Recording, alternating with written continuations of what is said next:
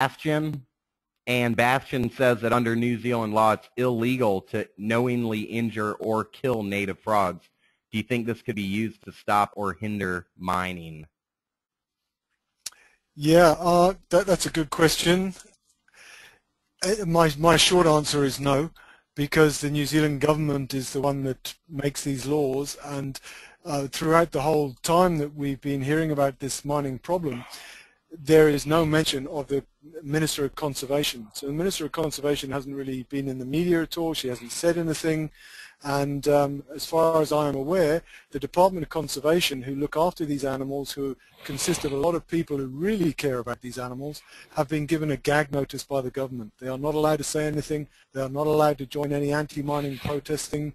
So they've been squashed, and they're the people that should really know, and they're the ones that have all the information, who could be speaking out, but they're not allowed to speak out because they're going to lose their jobs. So although from a legal point of view nobody's allowed to hurt a native frog, then I think the government can do what they like, really, or they feel they can. Okay.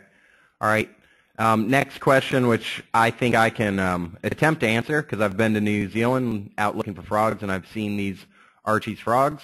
So Suzanne Searle, Save the Frogs member, asks, when you go from a chytrid-infected area to an area where it has not been detected, how confident are you of not carrying it with you, and what precautions do you take? So I know that in New Zealand, at least when I was there in 2004, that everybody was extremely careful to clean off their gear and their boots in Virkon, which is kills just about everything alive. Do you have anything else to add to that? Yeah, I mean, I think that is a real problem, and certainly with the people who work with frogs, it's not an issue because we are very, very careful.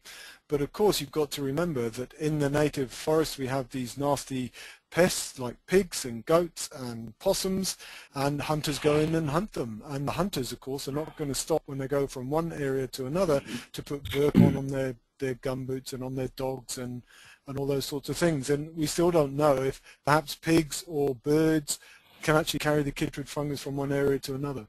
So it's a small thing that we do, is try and make sure that frog workers don't carry the fungus through. But of course there's many other ways of the fungus from getting through. And if it's not there, I think it's just a matter of time before it gets there. Okay, so on the topic of chytrid, Kara Goddard asks, and I've always thought this was interesting as well, that the Hochstetter's frogs, according to Kara, have never been shown to be positive for chytrid. And I think that's interesting because chytrid tends to do best in streams and affect the stream-dwelling frogs. And Hochstetter's, I know that the one I saw was sitting right in the middle of the stream as opposed to the Archie's frogs, which tend to be in the forest. Do you have any thoughts on that? Yeah, it was always a big worry for us because we felt that, you know, Hochstetter's frogs seem the most likely ones to have chytrid, so why would they have it? Why wouldn't they have it, and why would Archie's frogs have it? And what the research that I've got a student doing quite recently, where she's infected Hochstetter's frogs with chytrid fungus, and they clear themselves almost immediately. So I think the Hochstetters are doing pretty well, and they are probably innately resistant to the chytrid fungus, and we've never found one positive in the wild. Okay. Let's see. So Dylan Van Winkle would like to know, what are the prospects, if necessary, for translocating any of the endemic frogs to places such as the Waiatikere ranges and the Hanua ranges? Okay, yeah, good question from Dylan. We need to think about translocating Archie's frogs. We haven't done a translocations of Archie's frogs. It's #1 in the new frog recovery plan, and we'd really like to do it to Little Barrier Island because we feel we need to go to an island that is going to be safe. In the Waitakere ranges and the Hanuas, there are frogs there that Hochstetter's frogs that we could translocate to safe areas. And we are lucky in New Zealand that we do have a lot of offshore islands that are free of mammalian predators that we can translocate to. But of course we're never going to get back. These frogs at the moment have persisted in the wave of all these mammalian predators, so they must be pretty tough in order to survive on the main North Island of New Zealand, and it would seem such a pity that we muck up their environment now so much that they can't persist there. Okay. So this question is from Sarah Barnett, and she is from New Zealand Listener magazine, and I'm going to read it straight as she wrote it. I'd be interested in both Phil and Kerry's comments on this. New Zealand's conservation legislation is very weak in that there's no real legal requirement to manage threatened species or their habitats. Legislation that protected their habitats would make mining the Coromandel impossible, in theory. This kind of legislation exists in the U.S., as I understand, so how effective is it?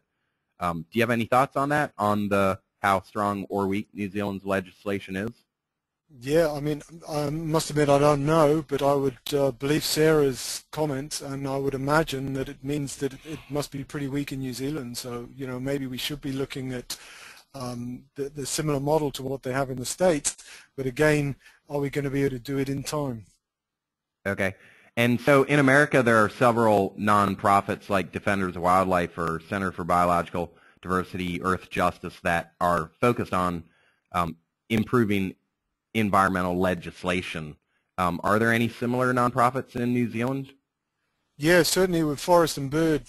Forest and Bird would be a good one to try and actually improve this environmental legislation. But yeah, I think it's something that I need to be following up as well. Okay. All right. So Suzanne Searle, Save the Frogs member, has a question, and she has a microphone. So I'm going to unmute her, and we'll see if she's there. Suzanne, you're live. Okay, so we have nothing coming in from Suzanne at the moment. So let's see. The final question that is here is relevant, and it's from Kat Lowe at Griffith University in Australia. Do these webinars occur often? And if so, how can we get information on when they will be running?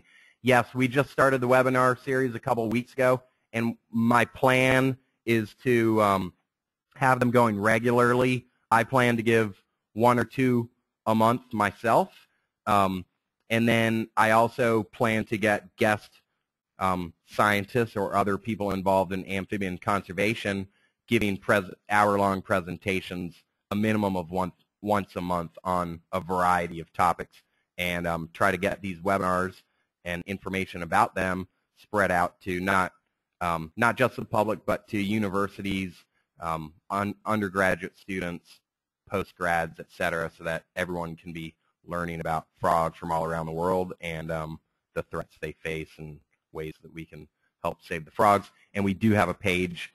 It's savethefrogs.com/webinars, where you can find out about them all, or just go to the events page on the site. There's a big link at the top on savethefrogs.com events, and it'll have everything listed there. So yeah, if you all have suggestions for people who may want to give their own webinars, then definitely send an email to contact@savethefrogs.com.